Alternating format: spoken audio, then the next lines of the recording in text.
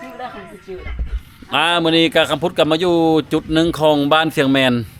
ถือว่าจุดนี้ก็ยังเป็นบ้านที่ว่าอยู่ซานเมืองแล้วก็ไกลเดินทางมาแต่ในเมืองก็ประมาณ5 ชั่วโมง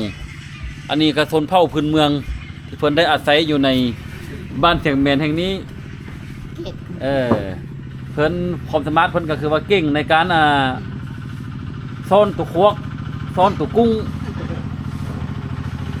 แล้วเพิ่นก็ยังฮู้แถวนกคุ้มอีกจุดที่เขาอยู่นี่ทุกคนเนาะให้ฮู้เด้อนี่เด้อเด้ผู้อยู่ในเรือนนั้นก็คือลุงวังใจเนาะ